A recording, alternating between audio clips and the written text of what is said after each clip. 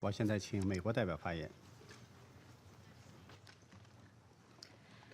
Thank you, Mr. President. Thank you, Mr. Secretary General. And thank you to all the briefers. In a short time, I will be leaving the Security Council and the post as U.S. Ambassador to the United Nations. My service here has been a great honor, and I will miss it. I'm grateful to have the opportunity to discuss the purposes of multilateralism and what we can do to make the United Nations more effective instrument of the common good. The American people believe deeply in the principles of peace, security, and human rights in the UN Charter.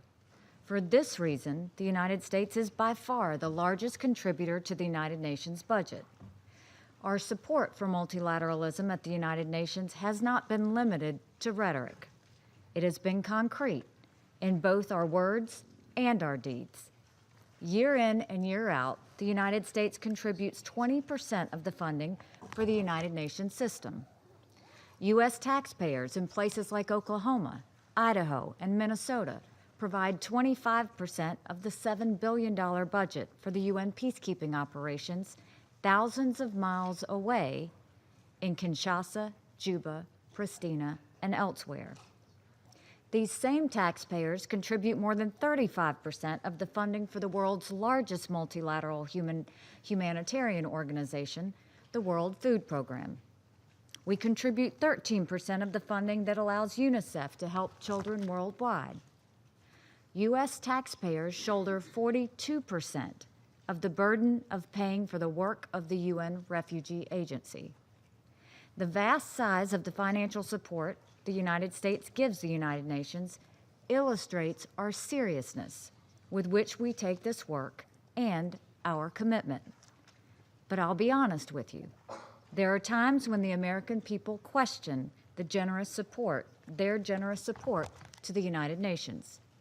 There are times where we are tempted to believe that multilateralism has been a bad deal for the United States, that we could be more effective advancing our principles and interests on our own.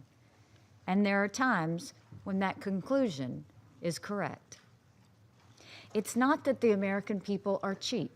It's not that we're selfish. Quite the contrary. We are a blessed nation. A representative from an African country recently lectured me and quoted biblical passage. He said, "To whom much is given, much is expected." This is certainly true, and the American people have given much. But multilateralism requires that we all contribute, that we all work together for the common good. Everyone has skin in the game, and everyone should ultimately benefit.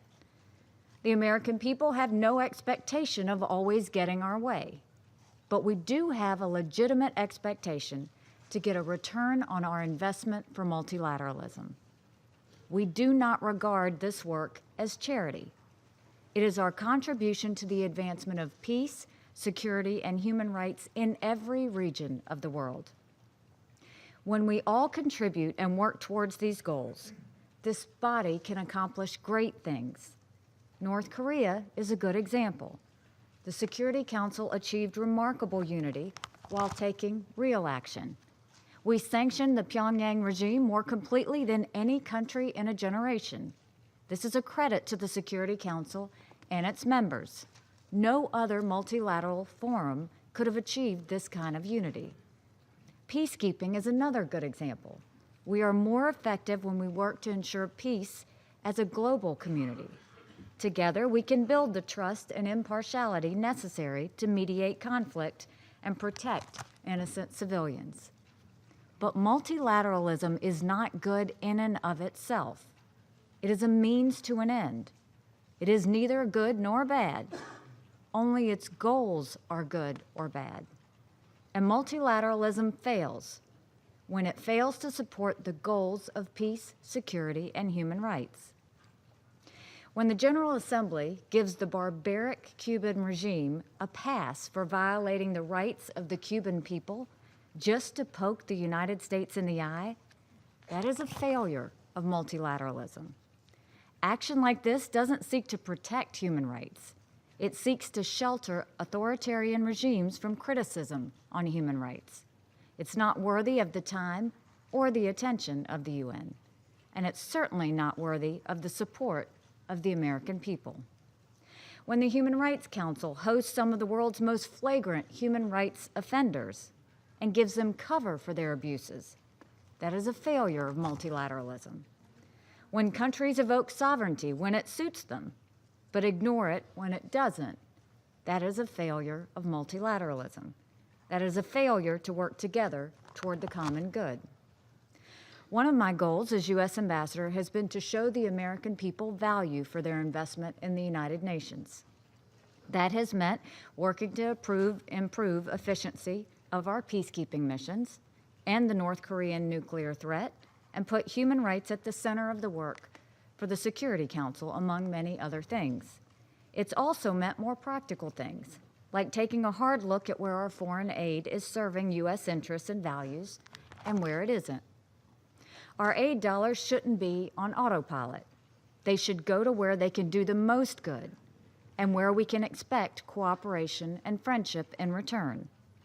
Showing value to the American people for their support of multilateralism also means rebalancing how we finance the United Nations and our peacekeeping operations. Next month, we will have an important decision on how we distribute the costs of peacekeeping. The United States is currently assessed a disproportionate share of these costs, even for us. Our contribution of 25% of the peacekeeping budget is more than fair. Insisting on more, especially when other nations' assessments are so low, only erodes support for the United Nations. I urge everyone to support more equitable burden sharing when it comes to peacekeeping financing. This is not just a question of fairness. It is a question of the ongoing success of multilateralism itself. Support for collective action falters when its burdens fail to match its benefits. And no multilateral work, no matter how worthy its goals, can continue long-term when it takes its most generous donors for granted. I know I've spoken some hard truths this morning, but I've done so out of my obligation to reflect the American people's sincere belief in this institution's founding purpose. When we work in the true spirit of multilateralism, the spirit of principled objectives, shared burdens, and respect, this institution is capable of great things. The United States looks forward to many more successful years of collaboration with you on behalf of peace, security, and human rights for all people in the world. Thank you. 我感谢美国代表的发言。